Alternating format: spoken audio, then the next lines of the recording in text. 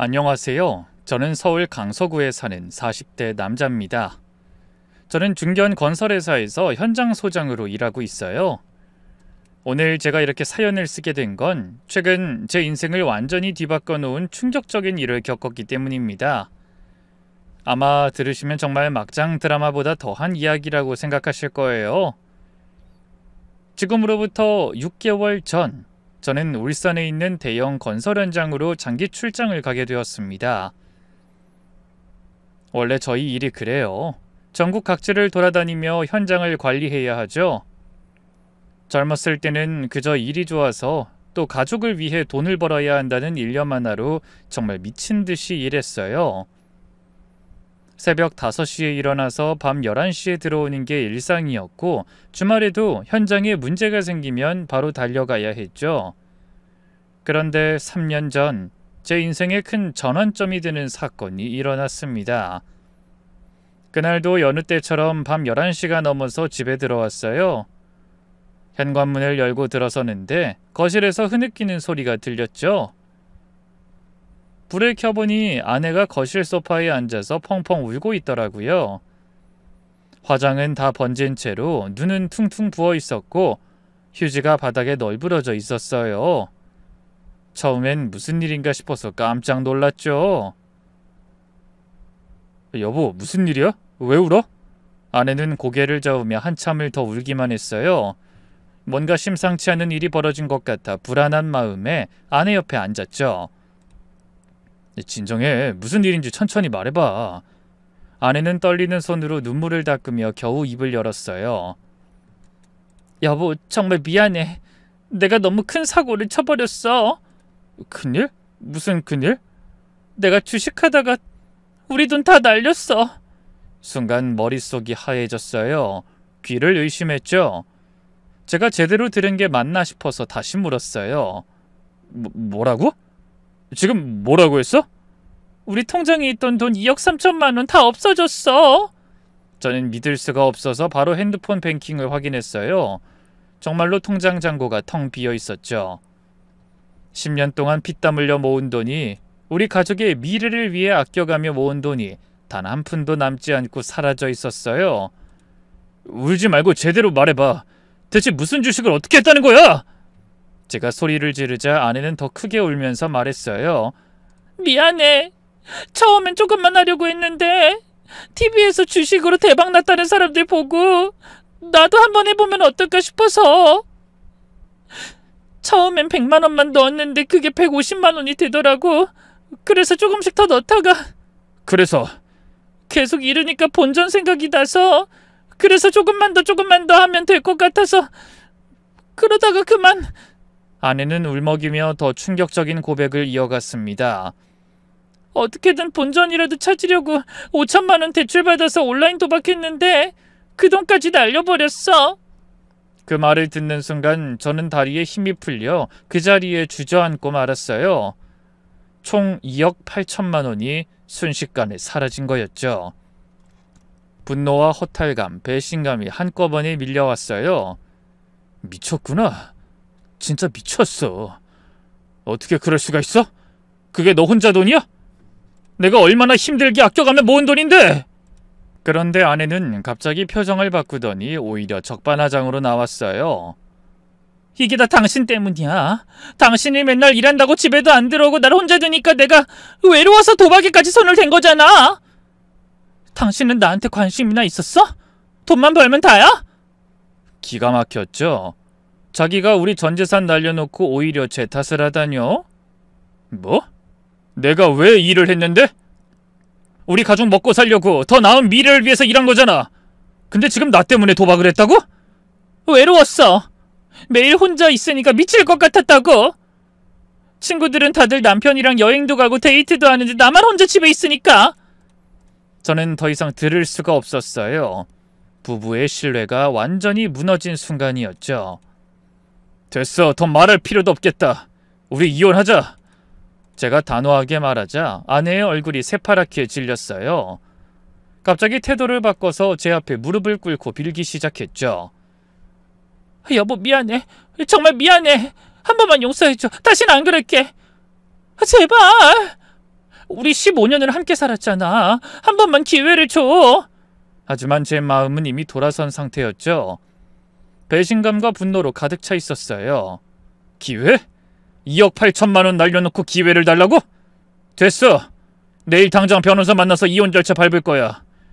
바로 그때 제 핸드폰이 울렸어요. 화면을 보니 어머니였죠. 이 늦은 시간에 전화하신 걸 보니 무슨 일인가 싶어 급히 받았어요. 여보세요? 어머니? 준호야, 엄마야. 병원에서 검사 결과가 나왔는데 어머니의 목소리가 평소와 달리 많이 약해져 있었어요. 내가 신장이 많이 안 좋대.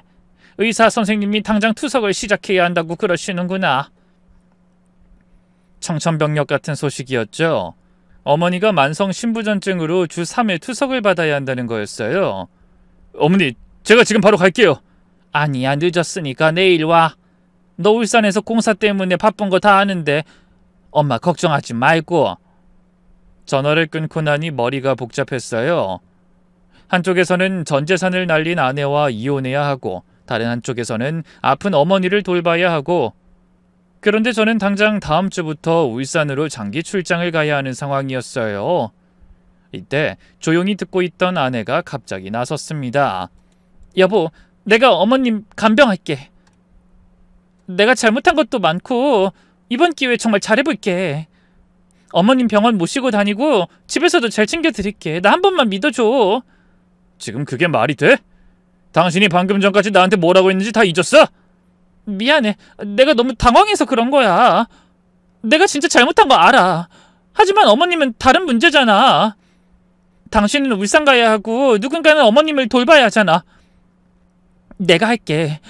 그리고 정말 잘할게. 이번만큼은 절대 실망시키지 않을게. 약속해.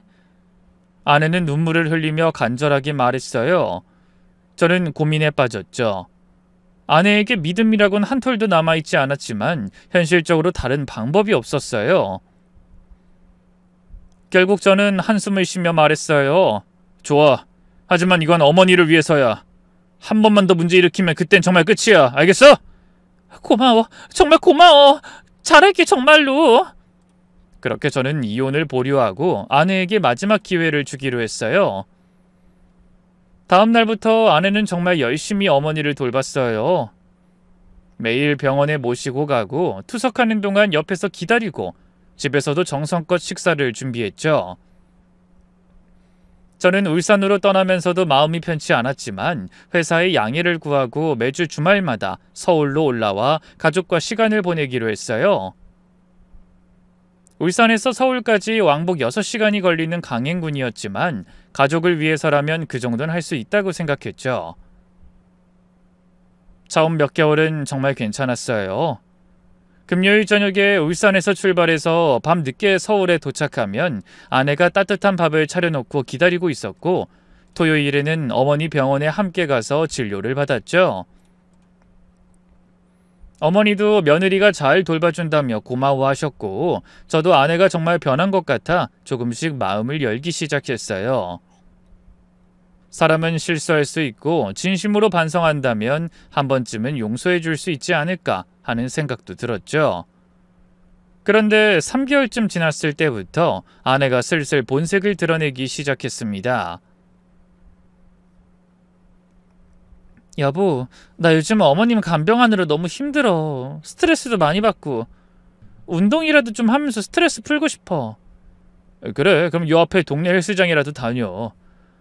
그게 사실 내 친구가 강남에 있는 헬스장 다니는데 거기가 시설도 좋고 프로그램도 다양하대. 여보, 나 거기 다니면 안 될까? 강남? 아니 무슨 그 먼 데까지 가서 운동을 해. 우리 집 앞에도 헬스장 있잖아. 거긴 시설이 너무 낡았어. 그리고 강남 가는 김에 친구들도 만나고. 나 요즘 어머님 간병하느라 친구들도 못 만났잖아. 그리고 나 PT도 받고 싶어. PT? 얼만데? 얼마 안 비싸. 월 200만 원 정도? 뭐? 200만 원? 비싸긴 한데 진짜 좋은 트레이너한테 배우는 거야. 그리고 주 5회 수업이라 사실 그렇게 비싼 것도 아니고. 저는 고민했지만 아내가 그동안 어머니 간병을 열심히 했던 것도 사실이기에 결국 허락했어요. 운동을 다니기 시작한 뒤 아내는 확실히 표정도 밝아지고 활력도 생긴 것 같았죠. 저도 그런 아내를 보니 기분이 좋았어요. 그런데 또 한 달이 지나고 아내는 또 다른 요상한 요구를 하기 시작했습니다. 여보, 나 어제 고등학교 동창회 갔다 왔어. 그래? 재밌었어? 근데 사실 좀 창피했어. 친구들이 다 명품백 들고 왔더라. 나만 거적대기 같은 가방 들고 가니까 좀 속상하더라고. 저는 한숨을 쉬며 아내에게 이렇게 말했습니다. 여보, 우리가 돈이 많은 것도 아니고 빚도 아직 다 못 갚았잖아. 무슨 명품 타령이야. 알아. 근데 정말 나도 명품 가방 하나만 있었으면 좋겠어. 나 이번 생일 선물로 예쁜 가방 하나만 사줘. 그런 비싼 가방이 꼭 필요해? 여보, 나도 여자야. 친구들 만날 때 초라해 보이기 싫단 말이야. 그리고 내가 요즘 어머님 간병 얼마나 열심히 하는지 알잖아. 병원도 매번 내가 모시고 가고 밥도 다 해드리고. 여보, 내 평생 소원이야. 하나만 사주면 정말 아껴서 평생 들고 다닐게. 응? 결국 저는 아내의 생일 선물로 비싼 명품백을 사주기로 했습니다. 하지만 월급쟁이인 제가 몇백만 원을 한 번에 낼 순 없었어요. 그래서 저는 야근과 특근을 하기 시작했죠. 새벽 4시에 나가서 밤 12시에 들어오는 날이 계속됐어요. 그렇게 6개월이 흘렀고 드디어 아내가 원하던 샤넬백을 살 수 있게 됐죠. 이제 며칠 뒤면 아내의 생일이었고 저는 아내의 생일 전날 서울에 올라가 깜짝 선물을 줄 생각이었어요. 그런데 때마침 발주처의 자금 사정으로 공사가 일주일간 정지되었고 저는 뜻하지 않게 일주일의 휴가를 갖게 되었답니다. 저는 들뜬 마음으로 서울로 올라왔어요.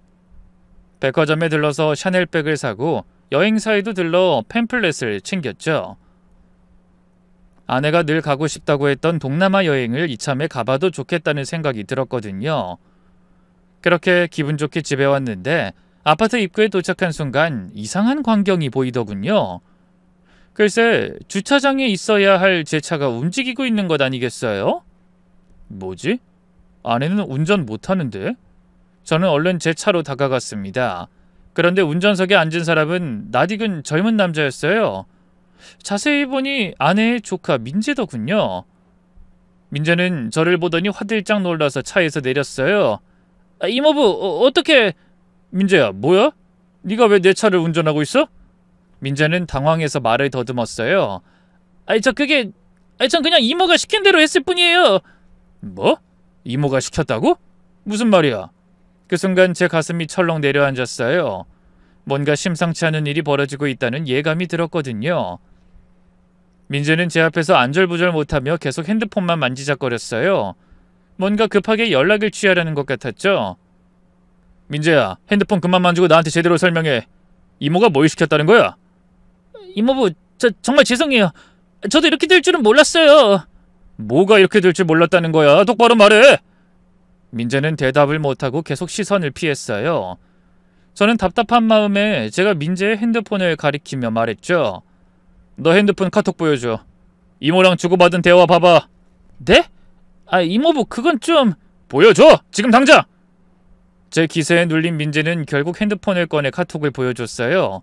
그리고 저는 거기서 충격적인 대화를 보게 됐죠. 민재야, 이모 공항에 좀 데려다줘. 공항이요? 어디 가시는데요? 제주도. 이모 남자친구랑 여행 가기로 했어. 네? 남자친구요? 아니 이모, 그건 좀 아니잖아요. 왜? 친구랑 여행도 못 가? 나도 좀 쉬고 싶다고. 그리고 혹시나 해서 말하는 건데 이모가 이런 부탁한 거 이모부는 모르게 해야 해. 알았지? 이모가 너 갖고 싶다던 아이폰 사줄게. 저는 카톡을 읽으면서 손이 떨리기 시작했어요. 분노인지 배신감인지 모를 감정이 치밀어 올랐죠. 민재야, 솔직하게 말해. 언제부터 이랬어? 이 남자친구는 또 누구고? 너 아는 대로 싹 다 말해. 그러자 민재는 한숨을 푹 쉬더니 마지못해 털어놓기 시작했어요. 그 이모 다니는 헬스장 있잖아요. 거기 트레이너인 것 같더라고요. 한 달 전부턴가? 갑자기 이모부가 차를 안 쓰고 있으니까 아깝다고 하면서, 그리고 제가 취업 준비한다고 하니까 용돈도 필요할 거라고 그러면서 자꾸 태워달라고 해서 저도 알게 된 거예요. 뭐? 헬스 트레이너? 하, 진짜 어이가 없네.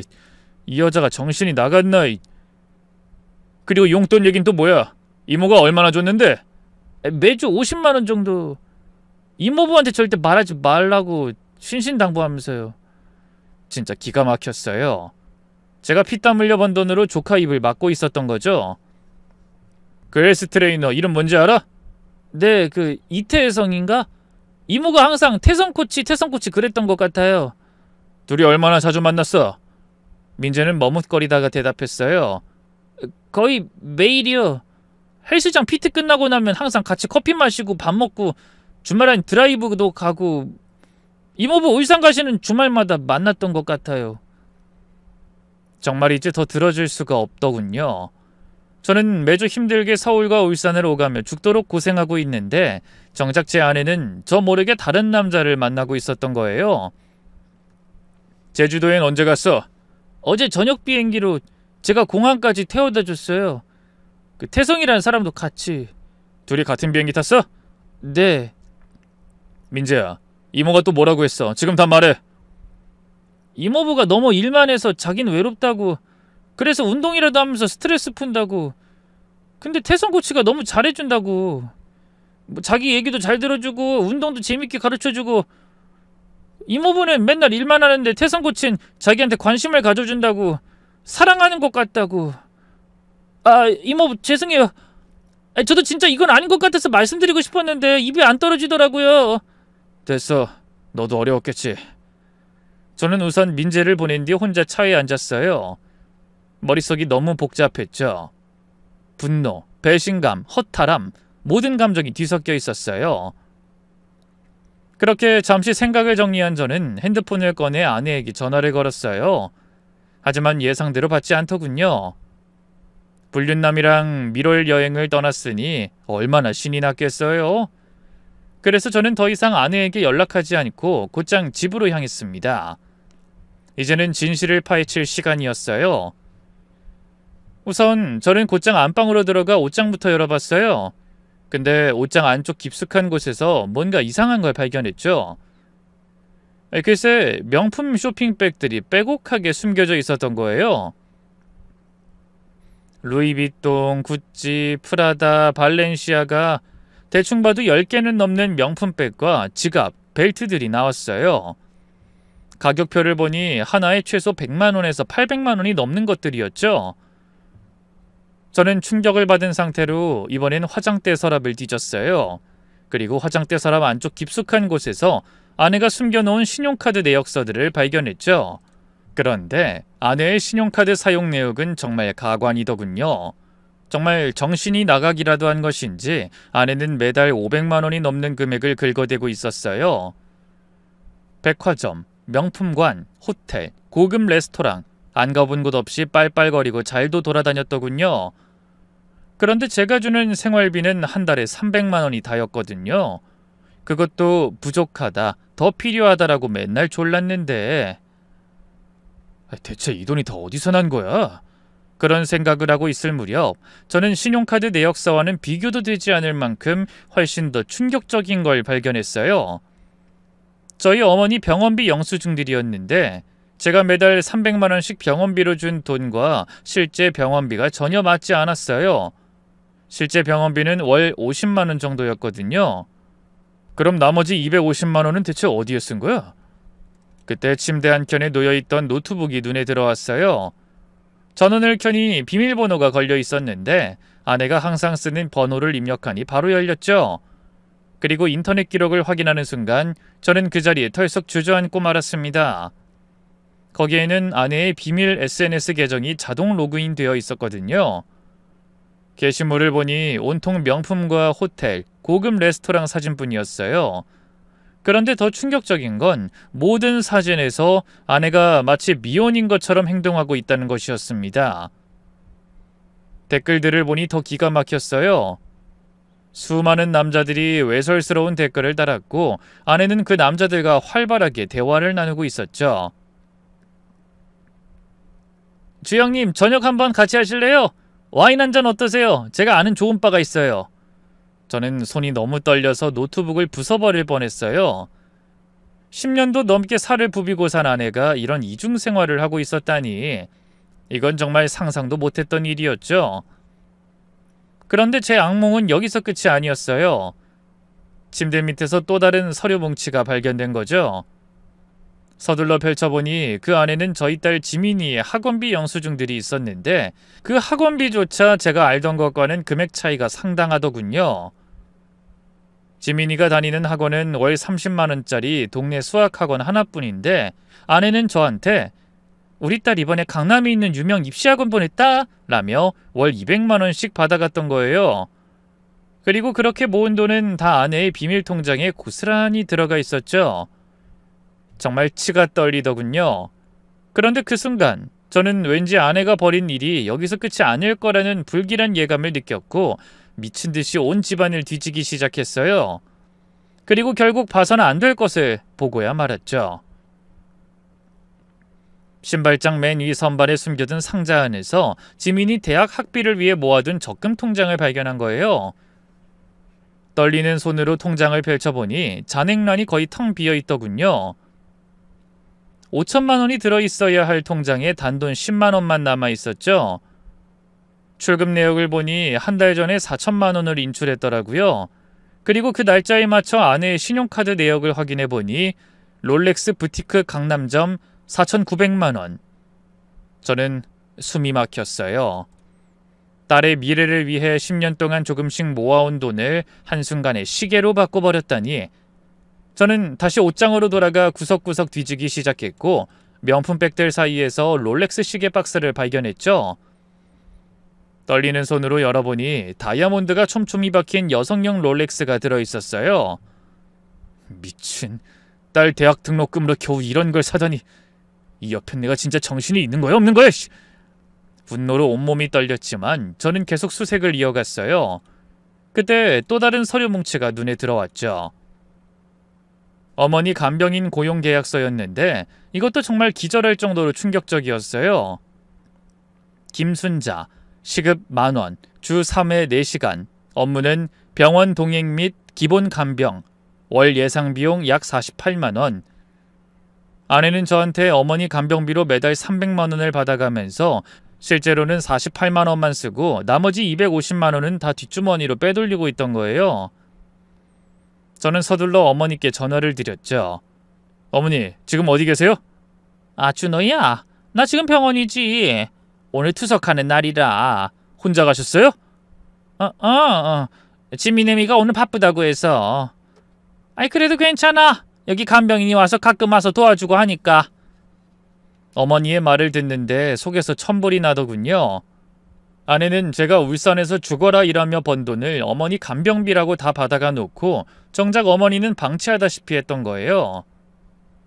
저는 절대로 아내를 용서할 수 없었고 우선 모든 증거를 사진으로 찍기 시작했어요. 그리고 소파에 앉아 아내가 집으로 돌아오길 기다렸습니다. 이제 모든 걸 끝낼 시간이었죠. 시간이 어떻게 흘렀는지도 모르겠어요. 저는 그저 분노와 배신감, 허탈함에 뒤섞인 채 그저 멍하니 앉아 있었습니다. 아내는 밤 9시가 넘어서야 여행용 캐리어를 끌고 들어오더군요. 얼굴은 햇빛에 그을려 있었고 평소와 달리 화장도 진하게 되어 있었어요. 잠시 후 아내는 거실에 앉아있는 절 보고는 화들짝 놀라더군요. 엄마야! 여보? 아니 연락도 없이 언제 왔어? 아내의 목소리가 떨리는 게 느껴졌어요. 뭔가 찔리는 게 있으니까 그렇겠죠. 됐고 와서 앉아봐. 할 얘기 있으니까. 제 차가운 목소리에 아내는 더욱 불안해하며 캐리어를 현관에 놓고 조심스럽게 다가왔어요. 무슨 일이야? 갑자기 휴가라도 나온 거야? 앉아. 아내는 망설이다가 소파에 앉았어요. 평소와 달리 저와 거리를 두고 앉더군요. 제주도 여행 재밌었어? 순간 아내의 얼굴이 굳어지더군요. 동공이 흔들리는 게 보였죠? 제주도? 무슨 소리야? 연기 그만해, 다 알아. 태성이라는 헬스 트레이너랑 같이 제주도 갔다 왔잖아. 제 말에 아내는 잠시 당황하는 듯 하더니 이내 뻔뻔한 표정을 지었어요. 그게 무슨 말도 안 되는 소리야. 누가 그런 거짓말을 했어? 누군지 데려와. 미친 거 아니야? 더 이상 나 속일 생각하지 마. 민재가 다 털어놨어. 당신하고 그 남자 공항까지 태워다 줬다고. 이어서 저는 준비해둔 증거들을 하나씩 테이블에 올려놨어요. 통장 내역, 신용카드 영수증, 비밀 SNS 계정. 그것들을 보자 아내의 얼굴은 점점 창백해지더군요. 하지만 곧 다시 고개를 들더니 적반하장으로 나왔죠. 그래 맞아, 나 바람 폈어. 그래서 뭐? 이게 다 당신 때문이잖아. 솔직히 당신이 매력있는 남자였으면 내가 트레이너한테 눈이 돌아갔겠어? 맨날 밖에서 일하느라 피부는 시꺼멓게 타가지고 그런 남자랑 사는 내가 불쌍해서 젊은 남자 좀 만났다. 그게 그렇게 큰 죄야? 정말이지 기가 막혀 말이 다 안 나오더군요. 당신 지금 말 다 했어? 당신 내가 왜 그렇게 열심히 일했는지 몰라? 당신이 주식이랑 도박으로 날린 돈 메우려고 죽어라 일한 거잖아. 매주 주말마다 6시간씩 운전해서 올라온 것도 다 당신이랑 가족 때문이었어. 그게 뭐 대단한 거라고. 남편이면 당연히 해야 하는 거 아니야? 당연하다고? 그럼 아내가 시어머니 병원비로 거짓말하고 돈 빼돌리는 것도 당연한 거야? 아내는 제 말에 잠시 말문이 막혔지만 이내 다시 뻔뻔한 태도로 나오기 시작하더군요. 너무 힘드니까 그랬지? 당신이 시어머니 병수발하는 게 얼마나 힘든 일인지 알기나 해? 당신은 나 같은 여자 만난 거 고마워해야 돼. 알기나 알아? 아내는 자기가 저지른 짓은 생각도 안 하고 오히려 큰 소리를 치더군요. 뭐? 고마워해야 한다고? 그래! 나 아니었으면 당신 어머니 누가 돌봤겠어? 당신은 맨날 울산에 가 있고 나 혼자 그 힘든 일 다 했다고. 그래서 매달 1,000만 원씩 쓰면서도 생활비 더 달라고 했던 거야? 딸 학원비라고 거짓말하고 돈 빼간 것도? 심지어 당신 지민이 대학 등록금까지 손댔잖아! 그 돈으로 롤렉스 시계 샀더라? 아내의 얼굴이 순간 하얗게 질렸어요. 제가 모든 걸 알고 있다는 사실에 당황한 거죠. 어떻게... 그건 대체 어떻게 알았어? 다 찾아봤어. 당신이 숨겨둔 명품들, 비밀 통장 하나도 빠짐없이 전부 다! 제 목소리가 점점 커지자 아내도 지지 않고 소리를 질렀어요. 아 그래, 내가 좀 썼으면 어때? 나도 살면서 좋은 것 좀 갖고 싶었어. 그게 그렇게 큰 죄야? 좀? 1억이 넘는 돈을 빼돌려놓고 그게 좀이야? 그리고 태성이란 놈이랑 제주도 여행은? 그것도 시어머니 병수발이 힘들어서 간 거야? 바로 그때 현관문이 열리는 소리가 났어요. 지민이가 학원에서 돌아온 거였죠. 아내와 저는 얼른 입을 다물었습니다. 하지만 지민이는 저희가 싸우던 중이었다는 것을 대번에 눈치채더군요. 무슨 일이에요? 엄마 아빠 왜 싸워요? 아내가 급히 일어나며 말했어요. 아니야, 아무것도 아니야. 지민아, 얼른 방에 들어가 있어. 숙제해야지. 엄마, 저 이제 중학생이에요. 무슨 일인지 말해주세요. 지민이는 단호한 표정으로 우리를 번갈아 봤어요. 그러더니 지민이는 깊은 한숨을 쉬며 이렇게 말했습니다. 혹시 엄마 때문이에요? 그 말에 저와 아내 둘 다 놀랐어요. 지민아, 무슨 말이야? 아빠 저 다 알아요. 엄마가 다른 남자 만나는 거. 순간 거실에 정적이 흘렀어요. 아내의 얼굴은 사색이 됐죠. 지민아, 지금 무슨 소리를 하는 거야? 엄마, 더 이상 거짓말하지 마세요. 저 다 봤어요. 지민이는 눈물을 글썽이며 말을 이어갔어요. 2달 전에 학원 일찍 끝나서 집에 왔는데 엄마가 어떤 아저씨랑 거실에서 허리 안고 있었잖아요. 그리고 저 엄마가 그 아저씨한테 여보라고 부르는 것도 들었어요. 우리 아빠는 울산에 있는데. 그 말을 듣는데 정말 주먹이 부들부들 떨릴 정도로 화가 나더군요. 우리 집에서, 그것도 지민이가 있을 수 있는 시간에 외간 남자를 끌어들이다니 대체 애엄마가 맞긴 한 걸까요? 그 와중에도 지민이의 폭로는 계속되었는데 정말 들으면 들을수록 가관인 이야기들이었죠. 저 엄마가 아빠 욕하면서 다른 아저씨랑 전화하는 것도 많이 들었어요. 그 바보가 또 돈을 보냈네, 호구 같은 인간, 이런 말 하면서 웃었잖아요. 그리고 엄마가 나보고 아빠한테 학원 더 다닌다고 거짓말하라고 시켰어요. 학원비 더 받으려고. 저 그거 정말 싫었어요. 아빠한테 거짓말하는 거. 그리고 지민이는 더 충격적인 말을 했어요. 저는 엄마 아빠가 이혼하는 것만은 막고 싶어서 계속 참았어요. 엄마가 다른 아저씨 만난다는 것도 모른 척했고요. 친구들한테도 우리 가족이 행복하다고 거짓말했어요. 하지만 엄마가 할머니한테까지 나쁘게 하는 건 못 참겠어요. 할머니가 그렇게 아프신데도 제대로 돌봐주지 않고. 무슨 소리야, 지민아? 아빠, 사실 엄마가 할머니 약을 제때 안 줘서 할머니가 응급실에 실려간 적 있어요. 2달 전쯤이에요. 그때 제가 학교 조퇴하고 와서 할머니가 거실에 쓰러져 계시는 걸 발견했어요. 저는 충격으로 말을 잇지 못했어요. 병원에서 의사 선생님이 그러셨어요. 투석 환자는 약을 제때 먹어야 하는데 약을 안 주셔서 위험했다고. 조금만 늦었으면 큰일 날 뻔했다고. 말도 안 돼. 근데 왜 아무도 나한테 말 안 했어? 할머니가 그러지 말라고 하셨어요. 엄마가 자꾸 병원비 타령하니까 미안해서.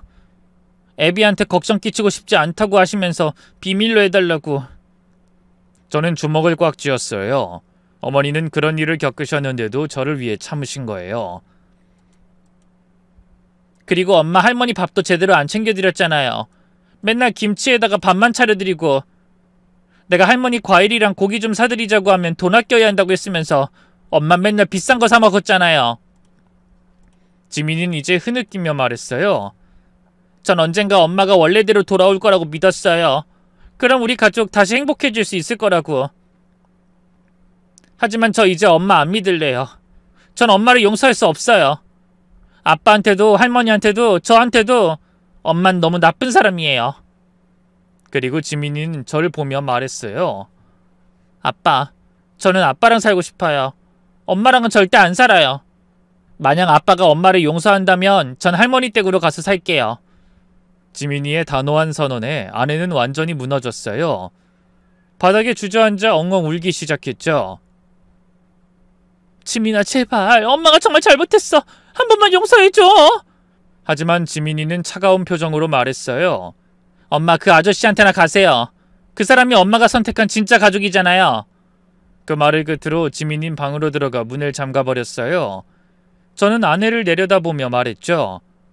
이제 알겠어? 당신이 무슨 짓을 했는지. 딸마저 당신을 버렸어. 아내는 바닥에 엎드려 울부짖었어요. 미안해. 내가 미쳤었나봐. 그러거나 말거나 저는 결혼 반지를 빼서 아내 앞에 던졌어요. 내일 아침까지 짐 싸서 나가. 이혼 서류는 변호사 통해서 보낼게. 안 돼, 여보. 제발 한 번만 기회를 줘. 다신 안 그럴게. 기회? 당신이 어머니를 방치해서 응급실에 실려가게 만들었을 때도, 딸한테 거짓말 시켰을 때도, 다른 남자를 우리 집에 데려왔을 때도 난 모르고 있었어. 그게 당신이 받은 기회들이었어. 아내는 그 자리에 주저앉아 엉엉 울었어요. 하지만 저는 전혀 동정심이 들지 않았습니다. 이혼 서류는 변호사 통해서 보낼게. 저는 안방으로 들어가 문을 잠갔어요. 거실에서 아내의 울음소리가 계속 들렸지만 제 마음은 이미 차갑게 식어 있었죠. 다음 날 아침 거실에 나와보니 아내는 이미 떠나고 없었어요. 테이블 위에 편지 한 장만 남겨두고요. 미안해. 정말 미안해. 나도 처음부터 이럴 생각은 아니었어. 하지만 변명이지. 지민이 잘 부탁해. 저는 편지를 구겨서 버렸어요. 그리고 지민이를 불렀죠. 지민아, 이런 얘기해서 정말 미안한데 이제부턴 지민이랑 아빠랑 둘이 살아야 해. 그래도 괜찮겠어? 그러자 지민이는 제 손을 꼭 잡으며 의젓하게 말했어요. 아빠, 제 걱정은 하지 마세요. 저 이제 중학생이에요.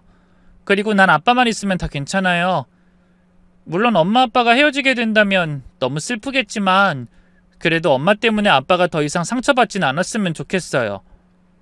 딸의 말에 저는 코끝이 찡해졌습니다.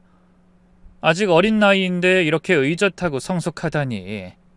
한편으로는 자랑스러우면서도 또 한편으론 미안했죠. 아이가 일찍 철이 들어야 했으니까요. 지민아, 아빠가 앞으로 더 잘할게. 정말로. 아빤 지금도 충분히 잘하고 계세요. 전 제가 아빠 딸인 게 너무 자랑스러워요. 저는 지민이를 꼭 안아줬어요. 이런 예쁜 딸이 있으니 무엇이든 이겨낼 수 있을 것 같았죠. 그리고 그날 오후 저는 지민이와 함께 어머니가 입원한 병원으로 향했어요. 어제 있었던 일을 어머니께 말씀드려야 했고 무엇보다 어머니가 응급실에 실려갔던 일에 대해 직접 확인하고 싶었거든요. 병실 문을 열고 들어가니 어머니가 침대에 누워 계셨어요. 예전보다 많이 수척해지신 모습에 가슴이 아팠죠. 어머니, 저 왔어요. 아이고, 준호 왔구나. 지민이도 같이 왔네? 어머니는 힘겹게 미소를 지으셨어요. 어머니, 2달 전에 응급실에 실려가셨다면서요? 그걸 어떻게... 지민이가 말해줬어요. 왜 저한테 말씀 안 하셨어요? 어머니는 한숨을 쉬시며 말씀하셨어요.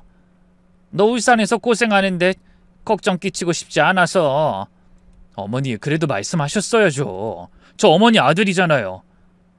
지민애미가 자꾸 병원비 타령을 하니까 내가 짐이 되는 것 같아서. 죄송해요, 어머니. 제가 더 신경 썼어야 했는데. 아니야, 네 잘못 아니야. 며느리도 나름대로 힘들었겠지. 그때까지도 어머니는 뭐 예쁘다고 제 아내를 감싸고 계셨어요. 저는 더 이상 숨길 수 없어 어제 있었던 일을 말씀드렸죠. 어머니, 사실 저희 이혼하기로 했어요. 뭐라고? 갑자기 왜?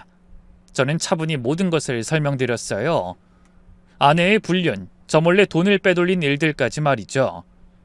어머니는 충격을 받으신 듯 한동안 말씀이 없으셨어요. 세상에, 그런 일이... 내가 너무 몰랐구나. 어머니 잘못이 아니에요. 저도 몰랐는걸요.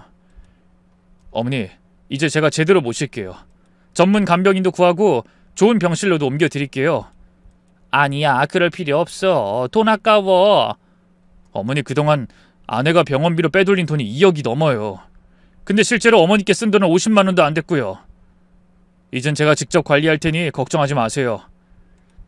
그렇게 우선 어머니를 1인 병실로 모시고 새로 전문 간병인을 고용한 뒤 저는 바로 이혼 전문 변호사를 찾아갔어요. 제가 모아둔 모든 증거를 가지고 말이죠. 변호사는 제가 가지고 온 증거들을 보더니 100% 승소를 확신하더군요. 이 정도 증거면 100% 승소 충분합니다. 재산 분할은커녕 오히려 상대방이 손해배상을 해야 할 상황이네요. 특히 시어머니 병원비와 딸 학원비 명목으로 빼돌린 돈은 명백한 횡령입니다. 그리고 혼인기간 중 분류는 이혼 사유가 되고요. 다만 상대방이 얼마나 비열하게 나올지는 모르니 철저히 준비하기는 해야 합니다. 혹시 폭행이나 그런 건 없으셨죠? 전혀 없습니다. 전 아내에게 손 한 번 댄 적 없어요. 그렇게 이혼 소송 준비가 시작됐어요. 그런데 2주쯤 지났을 때 변호사에게서 황당한 전화가 왔어요. 선생님, 상대 측에서 이상한 주장을 하고 있습니다. 선생님이 아내를 상습적으로 폭행했다고 하면서 상처 사진을 증거로 제출했어요. 뭐라고요? 폭행이요? 저는 변호사 사무실로 달려갔어요. 변호사가 보여준 서류를 보니 정말 기가 막혔죠. 그건 제 아내의 변호사가 보낸 내용 증명이었는데 거기에는 원고는 피고로부터 지속적인 가정폭력을 당했으며 이로 인한 정신적 피해가 막대하다.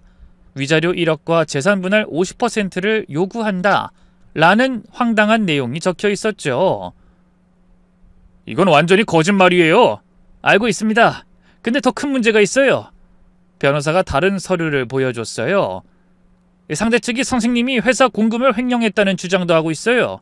울산 현장에서 건설 자재를 빼돌려 팔았다고. 뭐라고요? 그게 무슨 헛소리예요? 그리고 박 선생님이 울산에서 현지 여성과 불륜 관계를 가졌다는 주장도 하고 있고요. 저는 분노로 온몸이 떨렸어요. 자기가 저지른 짓을 오히려 제게 뒤집어 씌우려고 하다니. 집에서 쫓겨나던 날 그렇게 울며불며 제게 사과를 할 땐 언제고 이제 와서 이렇게 뒤통수를 치다니요? 정말 치가 떨릴 지경이었죠. 그러나 변호사는 오히려 이건 저에게 유리한 일이라며 아내를 무고죄로 고소해버리자고 하더군요. 걱정 마세요. 이런 무고죄는 오히려 상대방에게 불리하게 작용할 겁니다. 대신 우리도 더 철저히 준비해야 해요. 그런데 다음 날 정말 충격적인 일이 벌어졌어요. 아침 9시쯤 회사에서 일하고 있는데 갑자기 회사 경리가 헐레벌떡 뛰어왔죠. 박 소장님, 지금 경찰 왔는데요. 소장님을 찾고 있어요. 뭐? 경찰이? 영문도 모른 채 1층 로비로 내려가니 정말로 경찰 2명이 서 있었어요. 박준호 씨 맞으십니까? 네, 제가 박준호인데요. 무슨 일이시죠? 회사 공금 횡령 혐의로 조사가 필요해서 왔습니다. 누군가 투서를 했더군요. 순간 머릿속이 하얘졌어요. 회사 공금 횡령이라니? 저는 하늘에 맹세코 그런 짓을 해본 적이 없었습니다. 그게 무슨 말씀이세요? 횡령이라뇨? 전 그런 적이 없는데요. 일단 서해 가서 조사를 받으셔야 할 것 같습니다. 그때 저희 현장 총책임님이 나타났어요. 잠깐 무슨 일입니까? 우리 박 소장이 횡령이라니 그게 말이 됩니까? 책임님은 경찰과 제 사이를 가로막고 서셔서는 든든하게 제 편을 들어주셨죠. 그러자 경찰이 투서 내용을 보여줬는데 거기엔 제가 울산 현장에서 건설 자재를 빼돌려 팔았다는 내용이 적혀 있었죠. 심지어 구체적인 날짜와 금액까지 말입니다. 그 순간 지금 이 모든 일을 꾸민 게 제 아내라는 것을 직감했습니다. 아무 죄 없는 제게 이 정도의 악의를 가지고 모함을 할 수 있는 사람은 이 세상에 제 아내뿐이었으니까요. 다행히 책임님은 경찰을 향해 단호하게 말씀하셨어요. 이건 말도 안 되는 소리입니다. 박 소장은 우리 회사에서 가장 신뢰하는 직원이에요. 그러면서 책임님은 회사 법무팀을 호출했고 즉시 모든 장부와 거래 내역을 확인한 결과 당연히 아무 문제가 없었죠. 오히려 경찰 조사 과정에서 투서를 한 사람이 제 아내라는 사실이 밝혀졌어요. 이런 허위 신고는 무고죄에 해당합니다. 고소하시겠습니까? 네, 고소하겠습니다. 그렇게 서로 고소가 오가던 어느 날 드디어 재판이 시작됐어요. 법원 앞에서 아내를 만났는데 아내는 일부러 검은 옷을 입고 화장도 하지 않은 초췌한 모습을 하고 왔더군요. 아마도 불쌍해 보이기 위한 작전 같았죠. 눈물바람으로 집에서 쫓겨날 땐 언제고 대체 돈이 뭐라고 이런 사기까지 치는 것인지 참 사람이 없어 보였죠. 잠시 후 재판정에 들어서자 아내 측 변호사가 먼저 공격을 시작했어요. 박준호 씨는 여기 이주영 씨에게 정신적 학대를 가했으며 경제적 자유를 박탈했습니다. 이에 저희는 박준호 씨가 이주영 씨에게 위자료로 1억을 지급할 것을 요청합니다. 판사가 절 바라봤어요. 순간 식은땀이 흘렀죠. 하지만 제 변호사는 여유롭게 일어나더니 자신감 넘치는 태도로 저를 변호하기 시작했습니다. 재판장님, 여기 이주영 씨의 신용카드 사용 내역이 있습니다. 스크린에 엄청난 양의 명품 구매 내역이 나타났어요. 월 평균 1,000만 원 이상을 개인적으로 사용했습니다. 이게 경제적 학대입니까? 이어서 더 충격적인 증거들이 나왔어요. 또한 이주영 씨는 박준호 씨가 회사 공금을 횡령했다고 허위 신고했습니다. 하지만 조사 결과 모두 거짓으로 판명났고 오히려 무고죄로 고소당한 상태입니다. 거기다가 이주영 씨는 혼인 기간 중 지속적으로 불륜을 저질렀습니다. 변호사의 말이 끝남과 동시에 헬스장 CCTV 영상이 재생됐어요. 아내와 트레이너 태성이 포옹하고 키스하는 장면이 여러 날짜에 걸쳐 나왔죠. 순간 법정 안에 있던 모든 사람들의 시선이 아내에게 쏠렸습니다.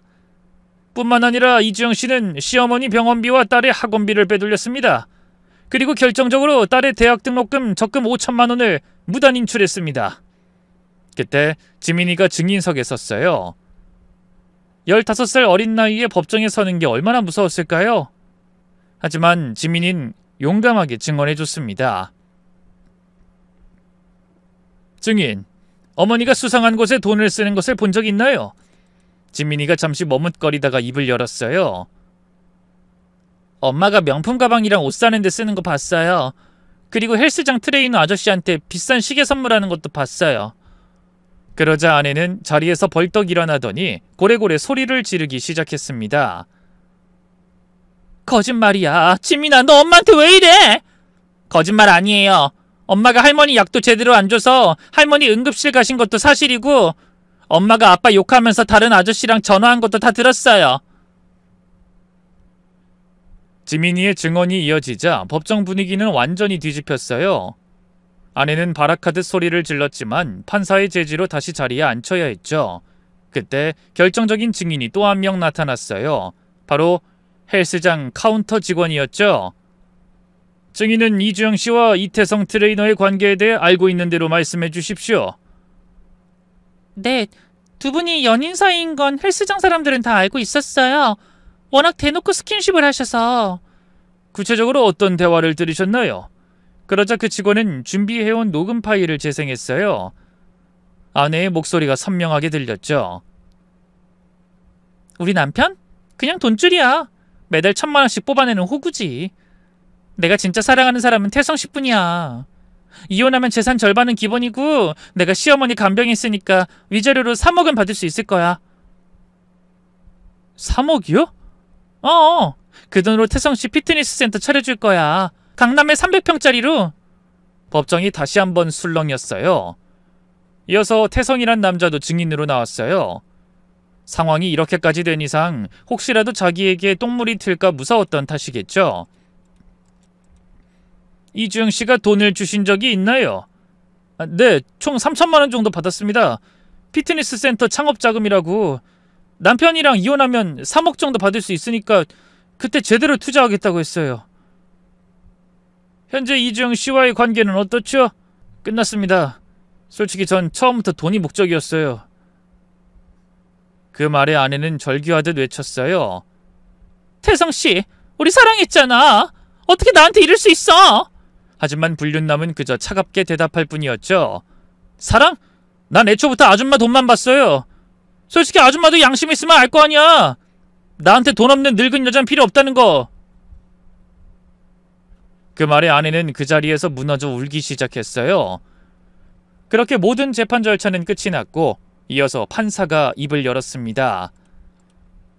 이주영은 박준호에게 다음과 같이 배상하라. 1. 혼인 파탄의 책임이 전적으로 원고에게 있으므로 위자료 5천만 원을 지급하라. 2. 그동안 박준호에게서 훔친 시어머니 병원비 및 딸 학원비 2억 원을 반환하라. 3. 무단 인출한 딸의 대학 등록금 5천만 원을 즉시 반환하라. 4. 명예훼손 및 무고죄에 대한 손해배상금 3천만 원을 지급하라. 총 3억 3천만 원의 배상 판결이 났어요. 아내는 믿을 수 없다는 표정으로 판사를 쳐다보고 있을 뿐이었죠. 하지만 아내의 몰락은 여기서 끝이 아니었습니다. 아내의 형사재판도 이어졌거든요. 무고죄 명예훼손으로 아내는 결국 징역 6개월을 선고받았습니다. 아내는 즉시 집행유예를 신청했지만 죄질이 나빠 기각됐죠. 그리고 정확히 8개월 후 퇴근하고 집으로 가는데 아파트 입구에 누군가 서 있었어요. 가까이 가보니 아내였죠. 아내는 짧은 사이 완전히 다른 사람이 되어 있었어요. 허름한 옷에 부스스한 머리까지 거지가 따로 없었죠. 여보, 나 정말 갈 곳이 없어. 제발 한 번만 나 좀 봐주면 안 될까? 그게 안 되면 나 지민이라도 한 번만 보게 해줘. 제발. 지민이가 당신을 보고 싶어 할 것 같아? 다른 남자와 바람난 엄마를? 그러자 아내는 그 자리에 주저앉아 울기 시작했어요. 미안해 여보, 내가 다 잘못했어. 하지만 전 아내에게서 마음이 떠난 지 오래였습니다. 여기서 계속 이러면 경찰 부를 거야. 그리고 접근금지 명령 신청할 거니까 다신 나 찾아오지 마. 그 말을 끝으로 저는 아파트로 들어갔어요. 그런데 며칠 후 아내가 저를 또 찾아왔더군요. 이번엔 새벽 2시에 초인종을 눌렀죠. 여보, 나 좀 도와줘. 진짜 죽을 것 같아. 저는 인터폰으로만 대답했어요. 난 당신 누군지 몰라요. 경찰에 신고했으니까 5분 안에 썩 꺼지세요. 제발 1,000만 원만, 아니 100만 원만 빌려줘. 나 정말 며칠째 굶었어. 네, 참 안 되셨네요. 어디 무료 급식소라도 가보시고 전 찾아오지 마세요. 저는 그렇게 아내를 개무시했고 결국 경찰이 와서 아내를 끌고 가버리더군요. 멀리서 아내의 울부짖음이 들렸지만 저는 눈도 깜빡하지 않았습니다. 그건 다 자업자득, 인과응보였으니까요. 반면에 저는 요즘 딸아이와 함께 행복한 시간들을 보내고 있답니다. 또 저희 어머니도 이제는 어느 정도 건강을 회복하셨어요. 제대로 된 간병인이 정성껏 돌봐드리니 상태가 많이 좋아지셨죠. 그렇게 1년이 지난 후 저는 회사에서 한 차례 승진을 했습니다. 한 차례 폭풍과도 같았던 큰 일을 치르고도 회사 생활을 묵묵히 하는 점을 윗분들께서 높이 사주신 것 같더라고요.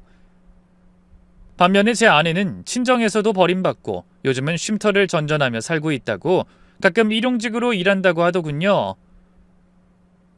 어느 날 변호사에게서 연락이 왔는데 제 아내가 개인 회생을 신청했다면서 제게 갚아야 하는 돈을 탕감해달라는 요청을 했다더군요.